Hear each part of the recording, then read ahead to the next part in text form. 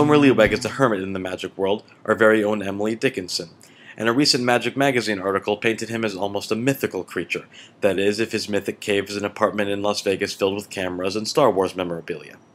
Anyway, because he's immensely talented and harder to track down than Gary Coleman's career, I was excited to see that Homer rolled out of his cave and into some video equipment to put his skills on display in his second major release, Cointwo.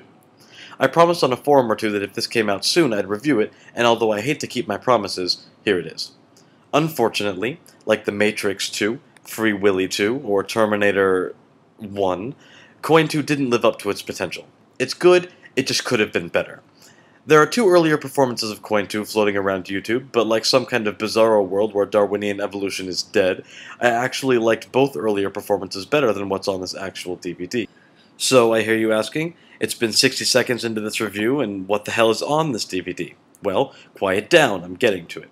Cointwo teaches two variations of a 3-coin production, vanish, and reproduction, one with a shell and the other requiring 2 sleeves. Homer has been doing variations on this for 17 years, though he admits on a postcard that this was never a workhorse routine for him. While I appreciate the honesty, that sort of undercuts the marketing, don't you think? The focus is on the vanishes, and they're very clever. Most of the vanishes don't use false transfers, but seem to melt away while the spectator is watching them. The subtleties he uses are clever, but he seems to call undue attention to them by making them into moves. The routine is good, but if you perform the routine as Homer does on the DVD, Divernon will be shouting at you from beyond the grave, or at least from those boxes at the Magic Castle that have his ashes in them. Ironically enough, if you want a good example of how this effect should be done, go find the clips of Homer on YouTube. Speaking of unnatural, I wanted to reach through my screen and slap someone when Homer taught a method of sleeving that breaks at the wrist. Yarg! Who does he think he is, Rocco?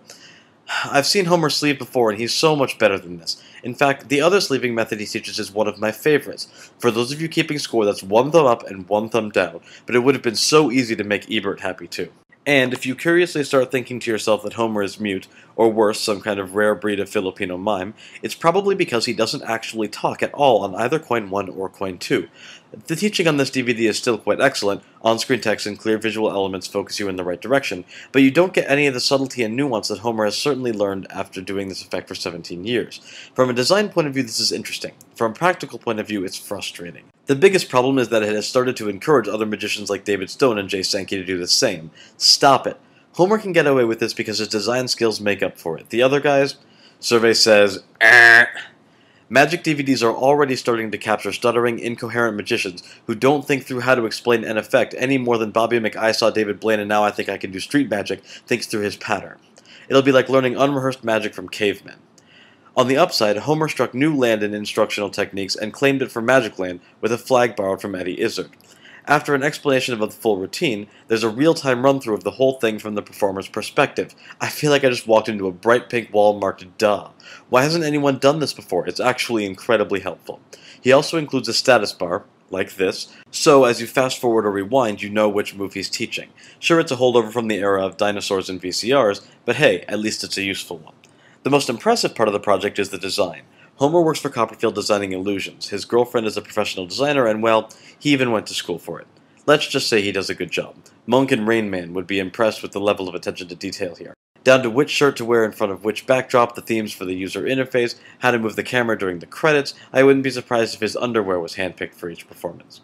But considering the obsessive attention to detail, I was frankly surprised that there is still an error coming off the presses, and the explanation of the second reproduction and the alternative handling. The screen goes momentarily and unintentionally blank, leaving me to go, huh?